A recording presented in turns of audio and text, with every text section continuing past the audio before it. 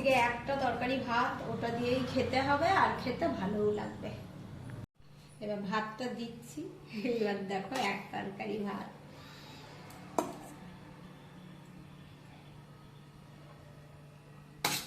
সত্যি সত্যি তাহলে এক তরকারি করেছো? হ্যাঁ, অন্য কিছু করিনি গো। এই যে আজকে করেছি একটা, মানে খুব ইচ্ছা করছিল এরকম একটা রেসিপি বানাই, তা বানালাম। তো দেখো আর খেয়ে কেমন হয়, খাওয়ার পরে আবার রিভিউ দাও কেমন হয়, বুঝেছে? কেমন লাগছে খেতে? দুর্দান্ত, দুর্দান্ত, তাই তো? না না, এমন কিছু না, সিম্পল চিকেনের ঝোল, ওটা দিয়েই খাচ্ছে। আর এই গরমে আর কিছু করলাম না, এটাই।